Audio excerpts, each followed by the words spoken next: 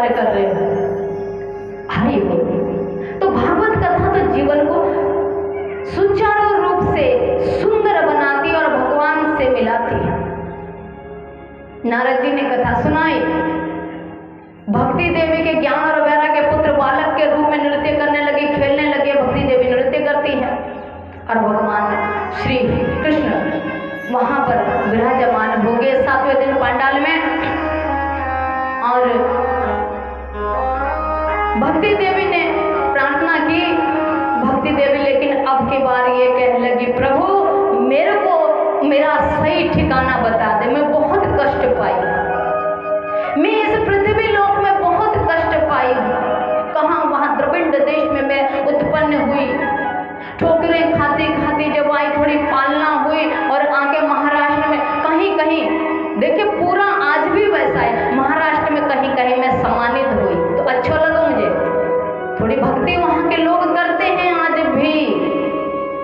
और गुजरात में आके मैं जीर्णता को प्राप्त हो गई, मायने में वृद्धावस्था को प्राप्त हो गई। और पावन भूमि वृंदावन में नूतन हुई, ये भी इसका योगदान है। इसलिए आज जो है श्री राधे महारानी का नाम जो रट लेता है उसका बेड़ा पार हो जाता है। यही कारण है, यही कारण भगवती राधा जी भागवत जी में गुप्त रूप में है, उनका कहीं भी ज्यादा नाम नहीं आता है, गुप्त रूप में। और जो धन होता है, जो अधिक पूंजी होती है, अधिक अनमोल पूंजी होती है, वो गुप्त होती है। राधा जी का सिर्फ नाम प्रकट है, बाकी उनके सारे क्रियाकलाप भागवत में गुप्त है, मौन है। इसलिए गुरुजनों ने क्या कहा, राधे राधे रटो, श्री राधे श्याम जो रटो। नारद जी की कथा के द्वारा भक्ति देवी पुनः प्रसन्न हुई और भगवान श्री कृष्ण से कहने लगी, प्रभु मुझे मेरा ठोड़ ठिकाना सही बता दो, मैं बहुत ठोकरें खाई, कहाँ कहाँ से चल के आई, बहुत ठोकरें खाई। ठाकुर जी ने कहा कि देवी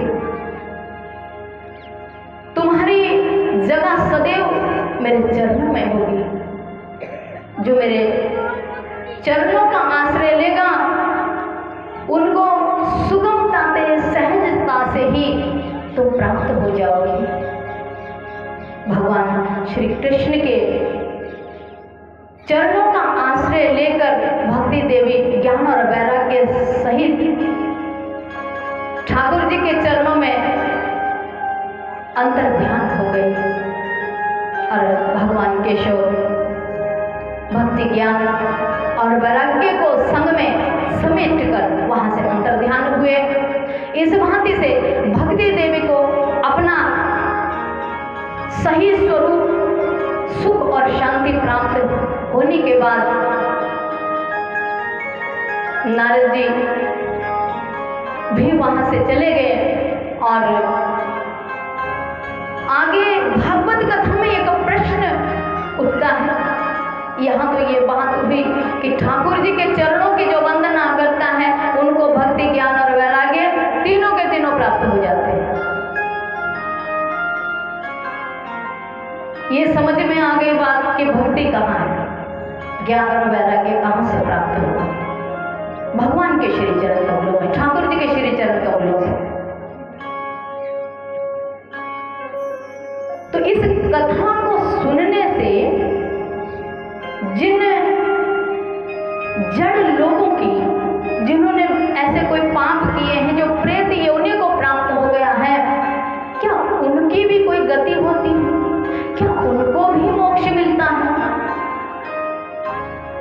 क्या उन ऐसे जो प्रेत पिशाच योनि में, ब्रह्म राक्षस योनि में, ऐसे जो योनियों में पाप के कारण प्राप्त हुए हैं, क्या उनकी भी कोई सदगति होती है इस कथा को सुनने से?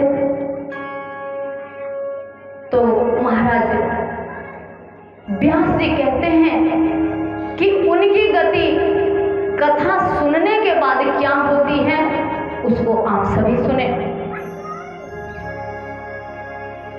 सोनभद्र नाम की एक ग्रामीण व्यवस्था थी। मैंने एक गांव था और सोनभद्र नदी के किनारे ये ग्राम बसता था। यहाँ एक ब्राह्मण था जो काफी भक्ति किया करता था, खूब यज्ञ हवन किया करता था, पुण्य कर्म किया करता था और पूंजीपति भी था। इसके पास धन भी काफी था और खूब इस तरह से वो भक्ति करता, धार्मिक कर्म अनुष्ठान करता। इस ब्राह्मण का नाम आत्मदेव था। समय बीतता गया, जीवन का सारे कार्य होते रहे, लेकिन आत्मदेव अपने जीवन में बहुत दुखी था। भाई, आत्मदेव के दुख का जो कारण था, उसको कोई संतान नहीं थी। संतान नहीं थी, बाकी सब कुछ था लेकिन संतान नहीं थी। अब संतान ना होने के कारण से आत्मदेव बहुत दुखी रहा करता था। एक दिन ऐसा कोई योग संयोग बना, जीवन का समय भी काफी निकल गया था, यानी कि वृद्धावस्था आ गई थी। संतान प्राप्ति के बहुत सारे उपाय, अनुष्ठान, भक्ति, पूजा जो किसी ने बताया वो भी आत्मदेव ने किए। इस दृष्टांत में भी आपकी ही कथा छुपी हुई, आपकी ही बात का उत्तर है। बहुत अनुष्ठान किए लेकिन संतान की प्राप्ति जब नहीं हुई, वृद्धावस्था आ गई। वृद्धावस्था में दिल और कमजोर हो जाता है, शरीर जर्जर हो जाता है, काम होता नहीं है, तो और चिंता सताने लगी कि हमारी कोई संतान भी नहीं है, अब मैं क्या करूं। चिंता अधिक होने के कारण आत्मदेव एक दिन दुखी मन से अपने गांव से बाहर जंगल की तरफ टहलता टहलता गया और बहुत दूर निकल गया। चिंतित मन था। काफी दूर जब वन में निकला, वहां एक कुआं था और कुछ आम के वृक्ष थे। इस कुएं के पास आत्मदेव बैठ गया, शांति से बैठ गया और बड़ा चिंतित हुआ। मन में विचार कर रहा है कि मेरा क्या होगा, मेरी संतान नहीं है, वृद्धावस्था हो गई है। पत्नी के बारे में सोचने लगा कि अगर मैं मृत्यु को प्राप्त होता हूँ, मैं मर जाता हूँ, तो मेरी पत्नी की सेवा देखभाल कौन करेगा। इस भांति की चिंता करते हुए आत्मदेव चिंतित था। इतनी देर में देखा कि एक संत वहां से पास में से वन में से गुजर रहे हैं, निकल के आ रहे हैं मार्ग में। आत्मदेव ने जैसे संत को देखा तो चेतना आ गई, प्रसन्नता हो गई मन में। ऐसा होता था कभी? हाँ जी, हरि बोल। ऐसा होता था कभी जब साधु को देख के इतना हर्ष होता था, इतनी खुशी आ जाती थी कि कोई संत दिखे। अब हमको कोई ना कोई सही बताएगा, चाहे पत्थर भी दे दे, वो भी इतना खुशी का विषय होता था कि संत के बाबा के हाथ से ये पत्थर हमें मिला है, इसमें बहुत बड़ी पावर है। और होता भी ऐसा ही था। छोटे बालक होते थे, छोटे बालक, छोटी सी बालिका जब होती थी तब ये भाव होता था। और फिर लोगों का भी भाव ऐसा देखा हमने, बड़ा भाव होता था। आज जो है देश विचित्र दशा से गुजर रहा है, विचित्र दशा से, विचित्र दशा से गुजर रहा है। ये किसी के लिए भी ठीक नहीं। आत्मदेव ने जैसे ही महात्मा जी को देखा, बड़ी प्रसन्नता मन में आ गई, खुशी आ गई, हर्ष आ गया। और इस खुशी को मन में न समाते हुए आत्मदेव उठा और जाके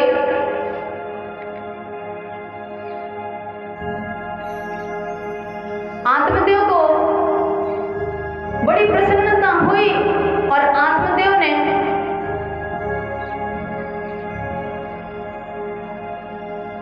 महात्मा जी की तरफ दौड़ लगाई। कैमरा लगा हुआ सामने, हटा लो ने। आत्मदेव ने कहा, महाराज मैं धन्य हो गया, दंडवत प्रणाम किया, आपके दर्शन हो गए मुझे आज वन में, मुझे आपका दर्शन मिला। ऐसा सुनते ही महात्मा जी ने तुरंत बोला कि हे भक्त, तू आज इतना कुंठित क्यों है, इतना दुखी क्यों है, तेरा मन इतना उदास क्यों है, ऐसा क्या हो गया? आत्मदेव ने हाथ जोड़े निवेदन किया, महाराज मैं बहुत पापी हूँ, मैं इतना पापी हूँ कि मेरी जो गैया है उसको भी कभी बछड़ा पैदा नहीं होता। मैं किसी पौधे को लगाता हूँ, बोता हूँ, उस पौधे में फल नहीं उगता है, इसलिए मैं अपने जीवन से बहुत दुखी हूँ। महाराज मेरे को कोई संतान नहीं है। महात्मा जी को हंसी आ गई। महात्मा जी बोले, अच्छी तो बात है। क्या? महात्मा जी ने कहा, ठीक तो है, जंजाल नहीं है तो ठीक तो है, खूब भक्ति करो तुम तो नारायण की, लेकिन भक्त को चैन कहां? भक्त कहता, नहीं महाराज, अगर संतान नहीं होने के कारण मेरी गति नहीं होगी, मेरे अग्नि संस्कार, अन्य मृत्यु के बाद जो संस्कार है, पिंडदान आदि नहीं होंगे तो मेरी गति नहीं होगी। महात्मा जी फिर से हंसे, बोले, भक्त ऐसा कुछ नहीं है, अगर तुम भगवान नारायण की खूब भक्ति अर्चन करते हो तो अपना अग्नि संस्कार अपने आप पहले ही हो जाता है और पिंडदान भी पहले ही हो जाता है। साधुओं का ऐसा ही होता है, जो साधु है असली, पिंडदान भी पहले ही हो जाता है, अपने हाथों से ही कर देना। तुम काहे इतने दुखी हो रहे हो, बड़े चिंतित दिख रहे हो। लेकिन आत्मदेव नहीं माना, नहीं महाराज, आप तो सामर्थ्यवान हैं, हे श्री गुरुदेव मुझ पर कृपा करो, मुझे आज वरदान दो, मुझे संतान होनी चाहिए, ऐसा वरदान आप दोगे, ये व्यवस्था आप कर सकते हो, और अगर आप मुझे ये वरदान आज नहीं देते हो तो मैं इस कुएं में अपनी जान दे दूंगा। प्रदीप, तुम रोक क्यों नहीं रहे हो? हरि बोल। इस भांति से भगवान श्री हरि के प्रति जब प्रेरणा कर रहे हैं कि भगवान का भजन करो, घर परिवार भी चलेगा, सारी व्यवस्थाएं भी चलेगी, लेकिन तब चलेगी ना जब सुनोगे। इसलिए महात्मा जी फिर कह रहे हैं, अरे भक्त काहे जंजाल में पड़ रहे, अब तो तुम्हारी वृद्धावस्था भी आ गई है, अच्छी बात है, पहले भी तुमने भक्ति खूब की है, ये तो मुझे दिख रहा है, खूब भजन करो, खूब भजन करो, सब ठीक हो जाएगा, ऐसा बोला। लेकिन भक्त मान नहीं रहा। भक्त क्या कहता है, नहीं महाराज मैं तो जान दे दूं, मुझे संतान चाहिए, या तो आज मुझे ऐसा वरदान दो कि मुझे संतान प्राप्ति हो जाए, और या फिर मैं इसी कुएं में आज जान दे दूंगा। महात्मा जी फिर मुस्कुराए, बोले ठीक है, जान मत दो। साधु ने अपने हाथ में जो छड़ी एक लिए हुए थे, उस छड़ी को ऐसे उठाया और आम के वृक्ष में एक बार ऐसे मारा, 2 फल गिरे।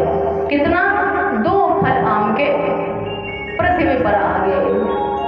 महात्मा जी ने दोनों आम उठाए और आत्मदेव के पकड़ा दिए, बोले ये। आत्मदेव बड़ा खुश हुआ, नाचने लग गया, क्योंकि भक्ति करता था, धार्मिक अनुष्ठान खूब करता था, तो जानता था कि संत की कही हुई वाणी और संत के दिए हुए प्रसाद में दिव्यता होती है। मेरा काम आज बन गया। ये विश्वास का खेल है, इसको विश्वास कहते हैं। उसको विश्वास था, बहुत प्रसन्न हो गया। महात्मा जी ने कहा कि तुम जाके अपनी पत्नी को ये फल खिला देना, 1 वर्ष के भीतर तुम्हें पुत्र रत्न की प्राप्ति होगी और तुम्हें ऐसा पुत्र होगा जो चारों दिशाओं में तुम्हारा नाम रोशन करेगा। वो बड़ा विद्वान होगा, बड़े सौम्य स्वभाव का होगा, बड़ा सुशील होगा। वो तुम्हारा पुत्र धन 1 वर्ष में तेरे घर में खिलखिलाने लग जाएगा। ऐसा सुनकर देवर्षि नारद जी की बातें यहाँ पर प्रकाश डाल रही है। भक्ति की देवर्षि नारद जी के जो भक्ति करेगा उसको विरक्ति और ज्ञान का फल प्राप्त होता है। जो भक्ति करेगा तो जो चाहेगा वो भी फल प्राप्त होगा। लेकिन कभी कभी ऐसा होता है कि हमारी हट कुछ ऐसा मांग लेती है जिसमें अनहोनी छिपी होती है। इसीलिए कहा गया है कि भगवान की भक्ति तो करो लेकिन निर्विकार भाव से, निर्लेप भाव से, कुछ मांगो मत, क्योंकि वो हमारे पिता हैं, वो हमारे माता हैं, वो हमारे बंधु हैं, वो हमारा सखा है। वो हमारे लिए कभी कमी नहीं चाहेगा। वो क्या देगा? जो हमारे हित में होगा, वो हमारी हितकारी चीज देगा। इसलिए भगवान से कभी गुरुजनों ने कहा कुछ भी मांगो नहीं। भगवान से क्या मांगो? तू ही तो, तू ही तो, तू ही तो,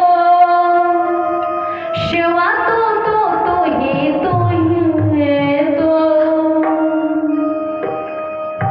मुझे सिर्फ तू मिलना चाहिए, बस इतनी बात हमें ध्यान रखनी चाहिए। मांगते मांगते जो है थोड़ी सी भक्ति भजन करते और फिर मांगना चालू कर देते। एक नारियल चलाने जाओगे अरुणा माता के दरबार में, पूरा दिन बर्बाद भी करोगे और वहाँ एक नारियल लेके जाओगे, लेकिन वहाँ से कुछ माँ से मांग के कुछ ना कुछ डिमांड, अगर आप 70 बार जाओगे तो ये मुझे पूरा विश्वास है, 70 बार जाओगे 70 वस्तुएं मांगोगे, 70 बार कुछ ना कुछ मांगोगे। कभी भी ये नहीं बोलोगे कि ये नारियल तो जो चढ़ाया, चुनरी चढ़ाई, प्रसाद चढ़ाया, घी को दीपक जलाए, है माँ तू कभी मिलने आ जाना। यहाँ गलती होती है, भक्ति में यहाँ गलती होती है। उससे उसको क्यों नहीं मांग लेते? अगर उससे उसको मांग लेंगे तो मांगने के लिए कुछ बाकी नहीं बचता है, उसके साथ तो सब कुछ ही है। ये बात का और ध्यान रखो। ये कथा हमें सिखाती है, क्या सिखाती है? भगवान की भक्ति करो, कीर्तन करो, जप करो, चाहे तीर्थ स्थान पर जाके नारियल चढ़ाओ, कढ़ाई चढ़ाओ, जो मर्जी करो, लेकिन मांगो क्या?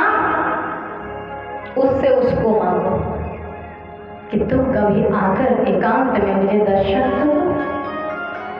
उसको मिलता है सब कुछ, उसको फिर बार बार भिखारी बनना नहीं पड़ता, उसे कुछ भी मांगना नहीं पड़ता है।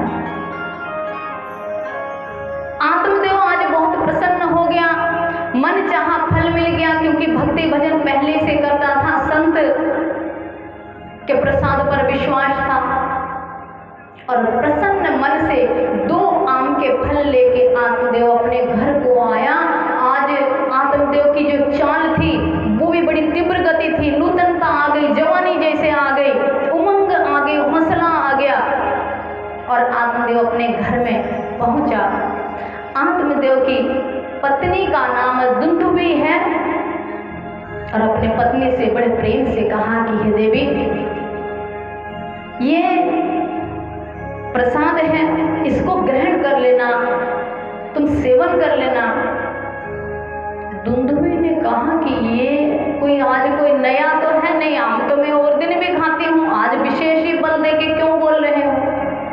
बोले नहीं, ये किसी महात्मा का दिया हुआ प्रसाद है, तुम इसको जरूर खा लेना और भाग्यवान ऐसी बात है, इसको जब तुम खाओगी, इन आम को जब खाओगी तो हमें बहुत सुंदर, बहुत दिव्य, विद्वान ऐसा पुत्र पैदा हुआ। दुंदुभी ने कहा ठीक है मैं खा लूंगी, तुम तो जाओ। ऐसे बोलती हैं माता, तुम तो जाओ, मैं खा लूंगी, तुम जाओ। ठीक है। अब आत्मदेव घर से बाहर चला गया। दुंदुभी को चिंता हो गई। दुंदुभी का जैसा नाम है ना दुंदुभी, तो दुंदुभी का थोड़ा जो स्वभाव था वो आत्मदेव के अनुरूप नहीं बल्कि विपरीत था। बहुत बोलती थी, थोड़ी थोड़ी देर में सखी सहेलियों के घर में यहाँ वहाँ घूमना फिरना, खूब चाट पकौड़ा खाना, खूब मस्ती करनी। सारी जिंदगी तो की भाई, अब तो वृद्धावस्था आ गई थी दोनों की, तो सारे जीवन की जो पिपासा, जो आदत जो बनी हुई थी वो उसकी ऐसी थी। उसके मन में विचार आ गए ये तो बड़ी गड़बड़ हो गई। अब इस अवस्था में मुझे संतान उत्पन्न होगी तो मेरा चाट पकौड़ा ये बंद हो जाएगा, घूमना फिरना इतना बंद हो जाएगा, सखी सहेलियों से मिलना ये सब बंद हो जाएगा, ये तो बहुत गलत है। अब दुंदुभी वहां से घर से अपने निकली और पड़ोस में गई अपनी सखी के पास। तो एक बात समझेंगे यहाँ की जैसा इंसान खुद होता है ना, उसकी दोस्ती उसकी मित्रता वैसे ही लोगों से होती है। जिनका एक सा स्वरूप एक सा व्यवहार और स्वभाव होता है उन्हीं की दोस्ती होती है आपस में, नहीं तो गड़बड़ रहती है दोस्ती। विपरीत दिशा वालों से कभी दोस्ती होती नहीं, कम कम चांस होते, करोड़ों में कोई एक। तो दुंदुभी की जो मित्र थी, सखी थी, सहेली थी, वहां दुंदुभी गई आत्मदेव की पत्नी और सहेली से पूछा कि आज तो बहुत गड़बड़ हो गई, क्या हुआ? हुआ कुछ नहीं, एक महात्मा ने 2 आम के फल दिए हैं और पतिदेव मुझे दे दिए हैं। पतिदेव ने क्या कहा है कि 1 वर्ष में मुझे पुत्र उत्पन्न होगा उस प्रसाद को खा के, लेकिन मैं तो अब ऐसा कर नहीं सकती, बहुत परेशानी होगी। अब मैं संतान उत्पन्न करना नहीं चाहती हूँ क्योंकि मेरा ये घूमना फिरना, उछलना कूदना, खाना पीना, भागना दौड़ना बंद हो जाएगा। अब जैसी सखी दुंदुभी वैसी उसकी सखी थी। बोला कोई बात नहीं, ऐसे करना, तुम्हारी गाय है ना, गैया है ना, तो दोनों आम गैया को खिला देना, गैया को खिला दो। अच्छा ठीक है महाराज, ऐसा ही करेंगे। अब दुंदुभी घर आई, वो आम उठा के अपनी गाय को खिला दी और पति से क्या कह दिया, जब पति ने पूछा प्रसाद पा लिया, बोले हाँ महाराज पा लिया प्रसाद, खा लिया मैंने। पहला झूठ। अब देखना, जब एक झूठ इंसान बोलता है, इस एक झूठ को छुपाने के लिए कितने झूठ बोलने पड़ जाएंगे। बोले खा लिया, खूब मस्ती होती रही, जीवन चलता रहा। 3 महीना व्यतीत हो गया। उधर आत्मदेव तो प्रतिदिन पुत्र की इच्छा से, पुत्र की खुशी और प्रसन्नता से, जब भी अपने कारोबार से कहीं से भी बाहर से घर में आता, कोई खिलौना लेके आता, कोई वस्तु बच्चे के हिसाब की लेके आता, कोई कुछ ना कुछ जो है बाजार से कुछ ना कुछ बच्चे के हिसाब से वो लेके आता प्रतिरोज। वो खुशियाँ मना रहा 3 महीने की। 3 महीने निकल गए हैं, अब 7 महीना या 6 महीना और रह गया है, तो मुझको बहुत सुंदर बेटा होने वाला है। और उधर दुंदुभी ने तो काम पहले कर दिया। गैया जो है गर्भवती हो गई आत्मदेव की, और दुंदुभी की चिंता बढ़ गई।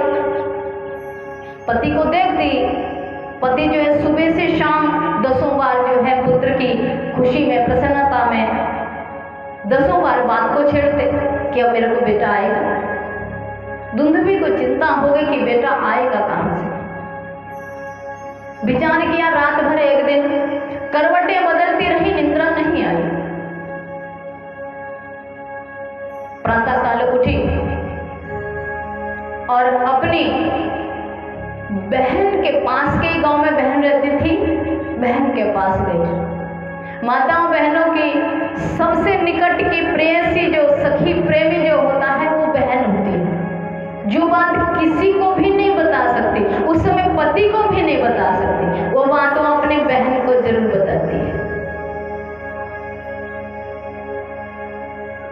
अपने संकट और इस विपत्ति का जो निवारण करने के लिए वो कहाँ गई? अपने बहन के पास गई और बहन को सारी व्यवस्था बताई कि ऐसे ऐसी गलती मैंने कर दी है, अब मैं क्या करूं, मैं फंस गई हूँ। पतिदेव है जो कि रोज प्रतिरोज जो है पुत्र के आने की खुशी में बावले हुए जा रहे हैं, लेकिन पुत्र कहाँ से आएगा? सारी कहानी अपनी बहन को बता दे।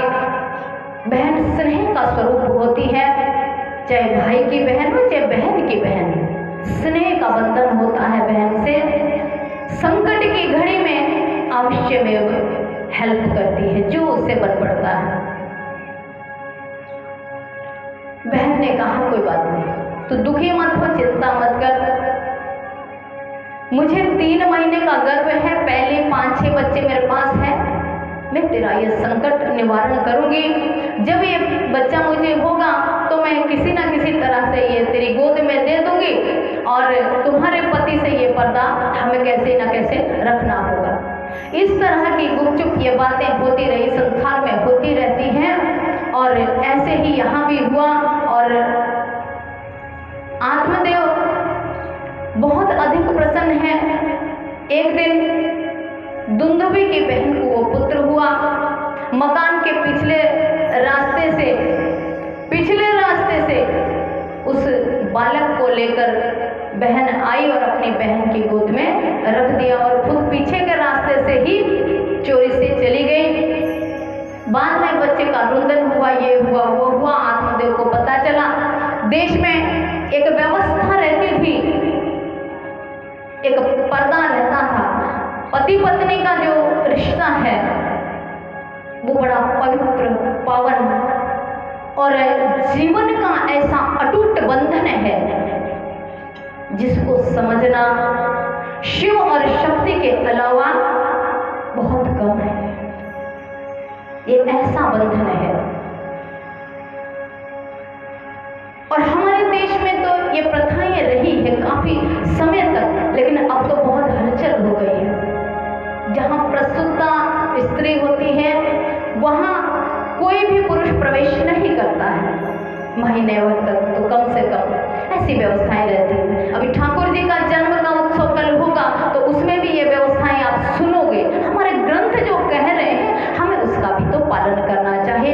अभी तो चलाचल का मेला लगा हुआ, इसीलिए संतान नहीं कुसंतान पैदा हो रही है।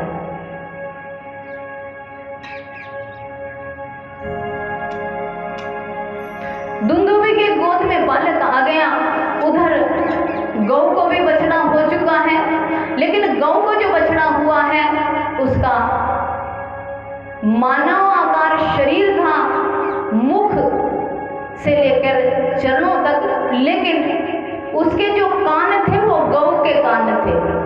उस बछड़ा ने मानव पैदा हुआ और उसके जो कान थे गौ जैसे थे, इसलिए उसका जो नाम है गौकर्ण रखा गया। आत्मदेव बहुत प्रसन्न हुआ कि मेरी तो गौ को भी मेरा पुत्र पैदा हुआ, ये तो बड़ा चमत्कार हो गया। धन हो संत भगवान की जय, बोलिए संत भगवान की। आत्मदेव बड़े प्रसन्न हुए। इधर गोद में पत्नी के भी पुत्र आ गया और जब आत्मदेव की खुशी होते हुए चरम सीमा पर चली गई, दोनों बालक खेलता आपस में खेलते कूदते उनकी सेवा परवरिश हो रही है। थोड़े ही जब बड़े हुए तो इनका जो नामकरण है, जो गौ से पुत्र पैदा हुआ उसका नाम गौकर्ण रखा। जो दुंदुभी के पत्नी के गोद में बालक है उसका नाम दुंदुभी ने स्वयं ही रखा। बोले इसका नाम मैं रखूंगी। नाम रखा दुंदुकारी। क्या? हरि बोल। दुंदुकारी नाम रखा, जैसा नाम वैसा ही उसका काम था। छोटी अवस्था से ही बिन नहाए धोए पूरे दिन गांव में घूमना, भ्रमण करना, खेलना कूदना, मस्ती करनी, किसी को पत्थर मारना, किसी के ऊपर कुछ करना, किसी को गाली गलौज करना। कांटा भैया जब जन्म लेता है किसी झाड़ी में ना छोटा सा निकलता है जिस समय कोंपले, उसी समय, लेकिन कांटा नुकीला जन्म के टाइम ही होता है। यानी कि जो भी जीव जन्म लेता है तो जन्म के समय ही उसके लक्षण जो है प्रकट होते हैं। इसी को जो है ज्योतिष शास्त्र में जन्म पत्रिका के रूप में दर्शाया जाता है। फिर ज्योतिष लगन में जो है जन्म पत्रिका के नाम से इसको जो फिर दर्शाया जाता है। उसके जो है गुण अवगुण उसी समय प्रकट साथ में हो जाते हैं। बड़ा होता गया धुंधुकारी, बहुत उछल कूद मचाने लग गया, धीरे धीरे चोरी सीख गया, डकैती सीख गया, वैश्यागमन, जुआ, हर तरह का विकार, एक विकार को, एक कुरीति को, एक कुकर्म को जब करने शुरू लग जाते तो उनके पीछे कुकर्मों की लाइन लगी रहती है। जुआ खेलता, जुए से चोरी करनी पड़ गई, बड़े बड़े डाके मारने लग गया, और वहां से स्त्री गमन करने लग गया, बहुत सारे पाप करता, तोड़ फोड़ करता, डाका मारता, पुलिस घर तक आने लग गई। अब आज की डेट में आत्मदेव बहुत परेशान और बहुत दुखी हो गया और कहता इससे अच्छा तो मैं निसंतान ही अच्छा था, सुखी था। सारे दुनिया में मेरी जय जयकार थी, सब मेरी प्रशंसा करते थे, मेरी भक्ति की महिमा गाते थे, मेरे धर्म कर्म का गुणगान करते थे, मेरा मान सम्मान करते थे। अब तो जहाँ से गुजरता हूँ वहाँ पुत्र के कुकर्मों की दुहाई मुझे सुननी पड़ जाती और सिर नीचे करना पड़ जाता है। अब याद क्या आया आत्मदेव को, अभी याद आने लग गया कि सही कहा था उन संत महापुरुष ने कि आत्मदेव तुम तो खूब भक्ति करो, नारायण का गुणगान गाओ, तुमने तो खूब भक्ति की है, अब संकीर्तन करो भगवान श्री हरि का। क्या करोगे संतान से, कष्ट पाओगे। याद आने लगी वो बात। लेकिन एक दिन ऐसा हुआ, इन क्रियाकलापों से दुखी होकर आत्मदेव अपने घर के किसी अंधेरे कमरे में जाकर एक कोने में बैठकर सुबक सुबक कर रो रहा है। दूसरा पुत्र जो गौकर्ण था, संत के प्रसाद से गौ के गर्भ से उत्पन्न हुआ था, ये बहुत सुशील बालक था, बड़ा सौम्य था, माता पिता की सेवा करता, नहाता धोता, प्रेम से खाता पीता, टाइम से हर बात करता और अपने घर में बैठता चुपचाप, ना किसी की मित्रता, ना किसी की चुगली, ना किसी का बुराई, ना कुछ। गौकर्ण जब भीतर आया, देखा यहाँ वहाँ पिता नहीं है, तो ढूंढता ढूंढता उस कमरे में गए हैं जहाँ आत्मदेव सुबक रहा है, रो रहा है। एक लक्षण और है, आपको बता देते हैं, यहाँ कथा में दृष्टांत आया है। जिस संतान को माँ से बहुत ज्यादा लगाव होता है और पिता को अनदेखा करता है, ध्यान रखना वो पुत्र अवश्यमेव कुमार्ग में चला जाता है, जाता ही जाता है। कोई अपने प्रारब्धों से कोई बचता वो अलग चीज है। जिस पुत्र का स्नेह बंधन, पुत्र का आकर्षण अपने पिता के प्रति ज्यादा रहता है, वो पुत्र सुचारू रूप से आपका जीवन धन्य करता है। इसलिए ध्यान रखो, इसीलिए कहा कि कथा बार बार सुनो। भागवत कथा हमें जिंदगी जीना सिखाती है। अब गौकर्ण जो है कहाँ ढूंढ रहा है, माँ को नहीं ढूंढता। गौकर्ण जैसे आए यहाँ वहाँ पिता नहीं है, पिता नहीं, तो ढूंढता ढूंढता कमरे में गया, देखा सुबक रहे हैं। गौकर्ण ने कहा पिताश्री आप क्यों रो रहे हैं, क्या बात है। आत्मदेव को थोड़ा ढंढस सा हुआ कि मेरे पुत्र ने मुझसे पूछा तो सही, मुझे कोई पूछने वाला तो है। आत्मदेव ने कहा पुत्र रोना क्या, ये तो तेरे भाई का जो लक्षण देखकर मैं रो रहा हूँ, इससे अच्छा तो मैंने संतान होता तो वो अच्छा था। मुझे कोई संतान ना थी तो अच्छा था, और तुम एक मेरे होते ये बहुत था, दो पुत्र की आवश्यकता ही क्या थी। फिर आत्मदेव फूट फूट कर अपने पुत्र के पास रोने लगा, गौकर्ण के पास। गौकर्ण ने ढंढस बताया। गौकर्ण ने कहा कि पिताश्री आप रोइए ना, आप रो क्यों रहे। धुंधुकारी का जो प्रारब्ध है, उसका जो भाग्य है, वो उसके अपना कर्म है। आपका जो भाग्य है, आपका जो प्रारब्ध है, वो आप अपना कर्म कीजिए। आपको संतान उत्पन्न हुई, ये आपके प्रारब्ध में था। वो क्या कर्म कर रहा है वो उसके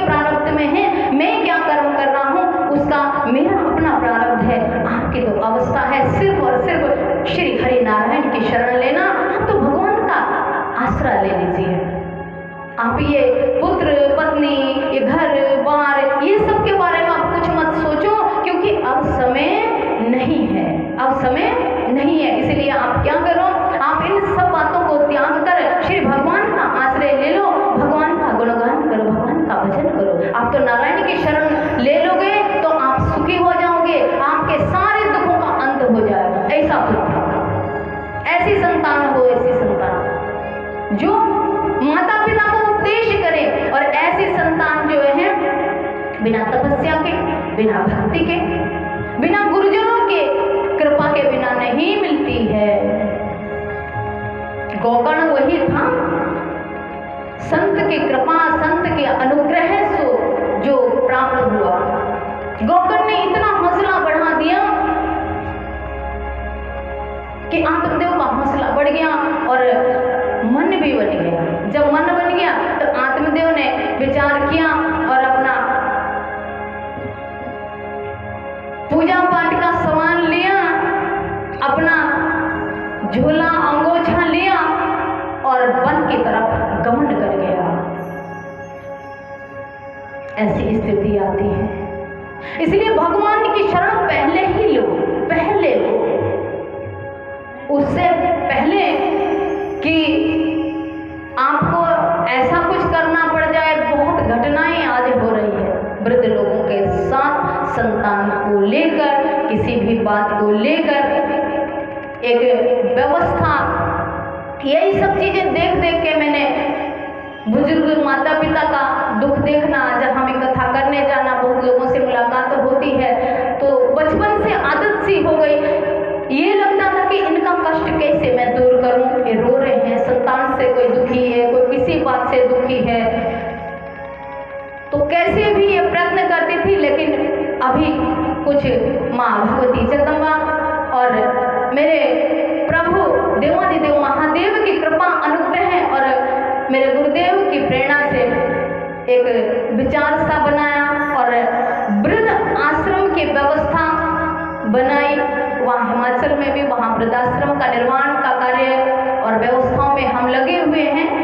लेकिन इस निर्माण का ये मतलब नहीं है कि वृद्ध लोग आओ और यहाँ खाओ पियो सो लेटो, नो। उन वृद्धों को भी व्यवस्था मेरी ये है कि किसी तरह से उनको अब तो चेतना, यहाँ आके तो भजन करें, भक्ति करें, जो गलती की है वो आगे जन्म में वो गलती ना हो। वो इस तरह की व्यवस्था है। Old age home is not एक रेस्ट करने का घर, बल्कि मेरी ये वहाँ व्यवस्था है। और जगह भी, जहाँ भी हर राज्य में ऐसी कोशिश मेरी बनी रहेगी आप सबों के सहयोग से। लेकिन वहाँ जो वृद्ध लोगों ने जिंदगी में गलतियाँ किया, उस गलती को सुधार के भगवान का भजन, बंधन, गौ माँ की सेवा, ऐसा शुभ कर्म कर पाए, उसकी ये व्यवस्था रहेगी। बोलिए सच्चिदानंद भगवान की। आत्मदेव ने अपने पुत्र गोकर्ण से जब उपदेश सुना तो भगवान के भजन के लिए वन में चला गया और नारायण नारायण जपने लगे। नारायण नारायण जपते जपते उनका जीवन धन्य हो गया। सारा दुख, संताप, कष्ट सब मिट गया, सब भूल दिया। पिता, पुत्र, संपत्ति, पत्नी सब भूल गया और आनंद हो गया। इधर ये जो आत्मदेव का पुत्र था धुंधुकारी, इसका बड़ा हौसला हो गया भाई, अब पिता नहीं रहे सिर पे तो ऐसे बालक फिर और दंड। अब तो जो है डंडा दिखाने वाला है कि माँ को कोई पूछता नहीं। ये खाली पीली बातें कीजिएगा नहीं, हकीकत नहीं है, हकीकत में जियो, हकीकत में जियोगे तो सुखी रहोगे। पिता है नहीं तो अब तो वो जो है दिन दहाड़े खूब शराब पी के आता, माँ को खूब धमकाता। अरे तेरा तो बेटा जो है गोकर्ण बहुत ही ज्यादा लाडला है, ला धन कहाँ रखा है छुपा के, माल निकाल इधर, सारा बर्तन बेच दिया, घर का संपत्ति बेच दी, जो कुछ था सब बेच दिया। एक दिन ऐसा आया कि धुंधुकारी नशे में धुते हैं और अपनी माँ को घसीटता हुआ आंगन तक ले गया कि तू धन मेरे को देती क्यों नहीं जो गोकर्ण के लिए छुपा कर रखा हुआ है। इस तरह तरह की दुर्गति हो गई। आज दुंदुभी आत्मदेव की जो पत्नी है, इसको आज अपने ऊपर बड़ी ग्लानि हुई कि मैंने सारी जिंदगी बहुत मौज मस्ती की, पति की बात कभी सुनी नहीं, पति की आज्ञा कभी मानी नहीं और पति का सम्मान कभी किया नहीं। और वो चूंकि चरित्र और आचरण के धनी थे, आत्मदेव भक्ति वंदन करते थे, तो जो ऐसे पुरुष होते हैं वो चरित्र के धनी होते हैं। लेकिन ऐसी माताओं से जो है ये निवेदन है, जिसको ऐसा देव दुर्लभ पति मिल जाए तो उनको जरा सभ्यता से अपना जीवन यापन करना चाहिए, क्योंकि इससे बड़ी कोई कृपा सृष्टि में मुझे नहीं लगती है कोई दूसरी होती होगी, जिसको भक्ति पूजा पाठ करने वाला सौम्य पति मिल जाए। तो उसको सभ्यता से रहना जरूरी है, नहीं तो आगे का जीवन बर्बाद होना निश्चित है। हरि बोल। आज उसको बड़ी नफरत अपनी जिंदगी से हो गई है और अपने किए हुए कुकर्म उसको याद आने लग गए हैं कि ये पुत्र मेरा ही तो चोरी से पाला हुआ, चोरी से जब वो चोरी करके आता उसको बचाना, पुलिस से बचाना और आत्मदेव से उसकी कुकर्मों को छिपाना, ये सब करती थी और यही सब अधिकतर माताएं करती हैं। हरि बोल। ऐसा जब आप करते हो ना, इसके बहुत अधिक दुष्परिणाम है, इसके अधिक दुष्परिणाम है जो दुंदुभी आज अपने ऊपर भुगत रही है। धुंधकारी उसको खींचकर आंगन में ले गया, मारपीट करने लगे।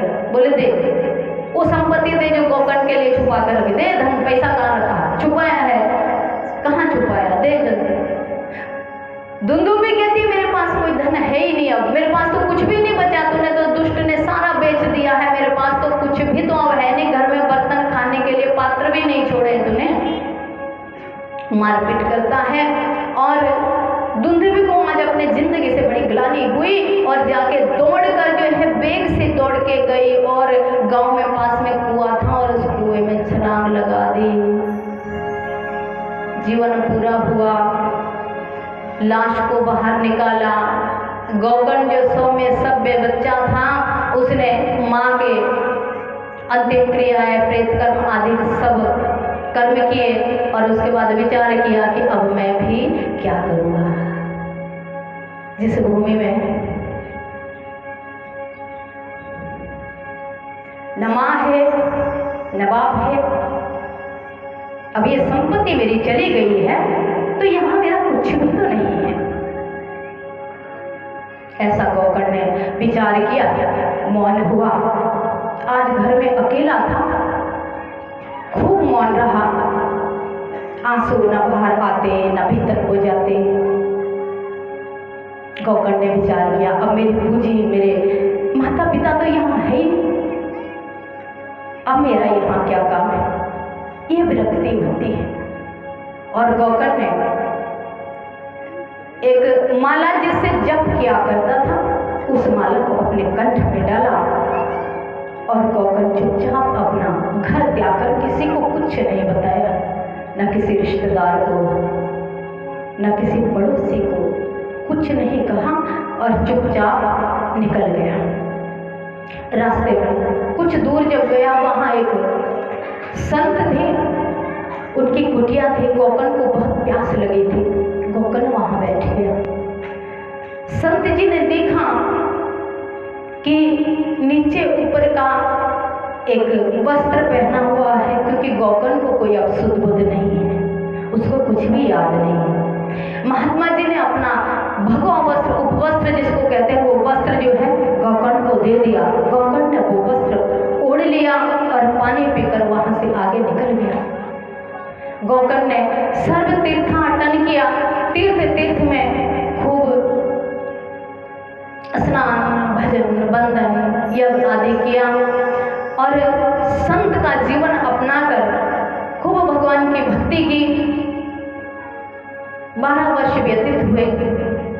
गोकर्ण को एक दिन अपने गांव वासियों की याद आई कि अब 12 वर्ष मेरे संन्यास के पूरे हो गए हैं, मैं एक बारी अपने नगर के लोगों को देख के आता हूँ। वापस आया, संत स्वभाव है, संध्या के समय पहुंचा, किसी को कष्ट ना हो, किसी को दुख ना हो, किसी को पीड़ा ना हो, ऐसा साधु लोग बहुत विचार करते हैं। इसलिए चुपचाप अपने घर की तरफ को चला गया। किसी को कोई संदेश नहीं दिया गांव में कि मैं आया हूँ 12 साल बाद, मेरा कोई वेलकम करो, मेरे को कोई मिलो, नहीं, ऐसा कुछ नहीं किया। अपने घर में गया तो देखा तो सारा टूटा फूटा घर हो गया है, वहाँ भांग झाड़ आदि उग गई है। यहाँ व्यथा जो है बड़ी डरावनी है, लेकिन फिर भी एक टूटी फूटी खाट एक तरफ पड़ी हुई थी और उसी के ऊपर गौकर्ण बैठ गया। हैंडपंप अंदर लगा था, पानी निकाला, अपने कमंडल में पानी लिया, पानी पिया, हाथ पांव धोआ और आनंद से शांति से वहां बैठ गया।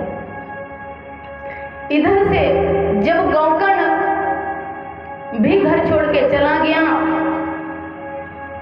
तो उसका जो भाई था धुंधुकारी, विकर्मी था, पापी था, देखा घर में रोटी तो मिलेगी नहीं, तो जहां अनाप शनाप ये गणिकाएं रहा करती थी, जहां उसका आना जाना था, उन्हीं के पास रहने लग गया और खूब जुआ खेलता और पैसा धन उनके ऊपर लुटाता।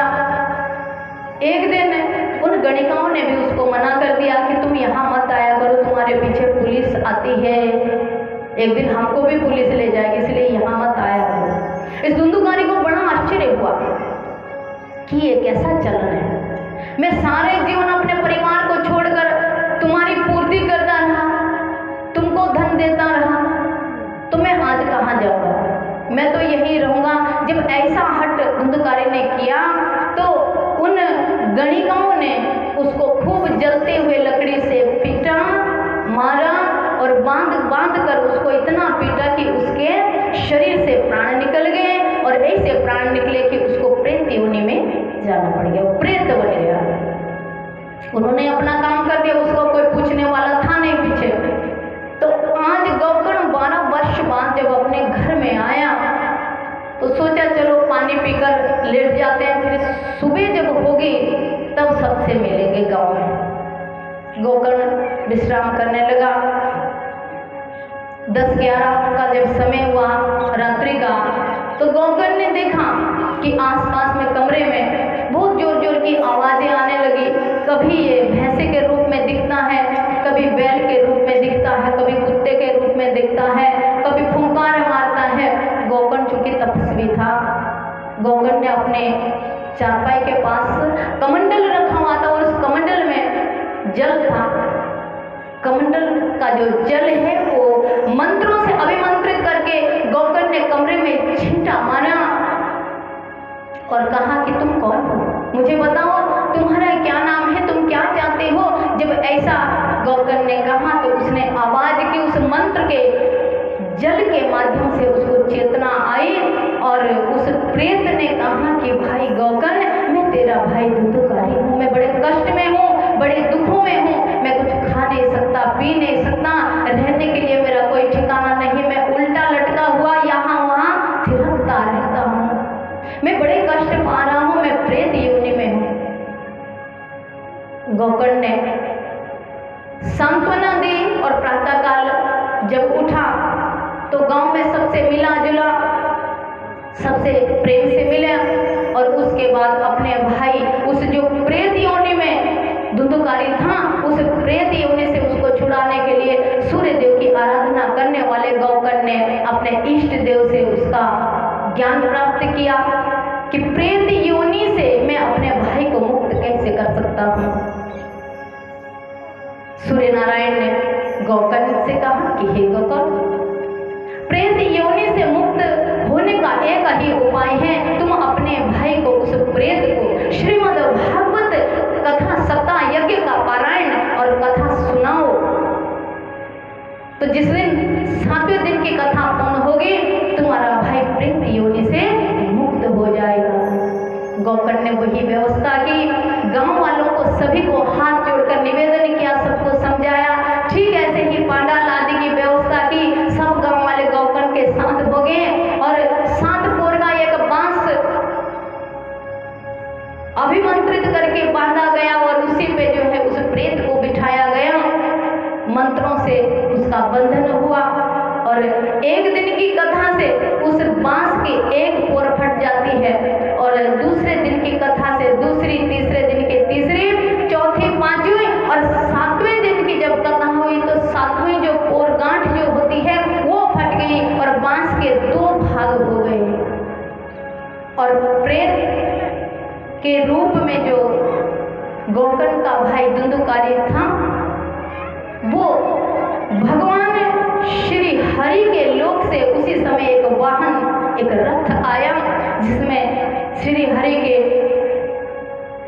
अपने दिव्य गण थे और गौकर्ण जो है भगवान केशव का सा स्वरूप धारण करके उस रथ पे बैठकर अपने धाम को भगवान के साथ चला जाता है और अपने भाई गौकर्ण को बहुत बहुत साधुवाद कहता है।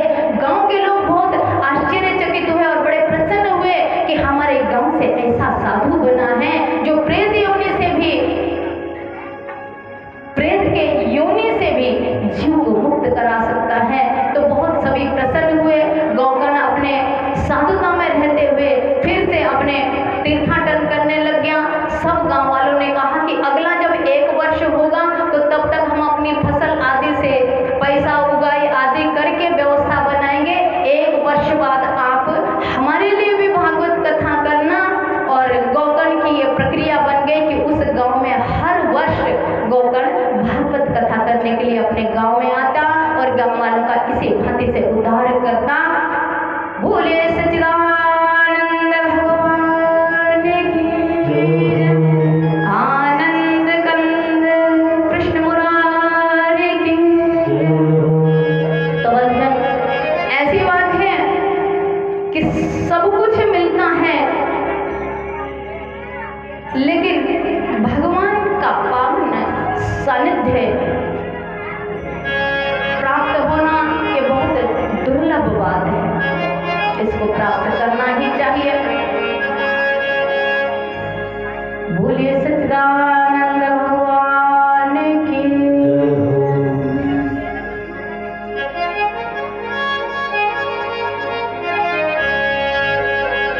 गौकर्ण की प्रेरणा एक साधु की प्रेरणा है संसार के लिए।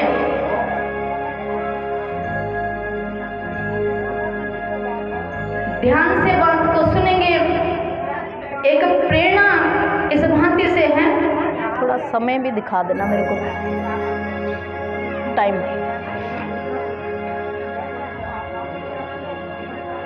3।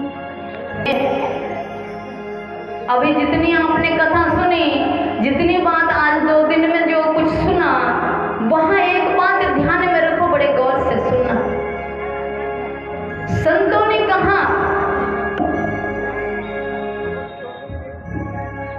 घर में रहो चाहे कहीं दर में रहो, चल में रहो चाहे अचल में रहो, लेकिन हर जगह सतर्क में रहो। कैसे रहो? सतर्क में रहो। बंधुजन कहते हैं महाराज कैसा सतर्क, क्यों सतर्क रहना है, किस चीज का डर है? हम तो अपने घर में हैं। कहाँ हैं? हम तो अपने घर में हैं, हमें किस चीज का डर है? ज्ञानी जनों ने कहा अरे घर में भी तो, नगर में भी तो चोर रहते हैं,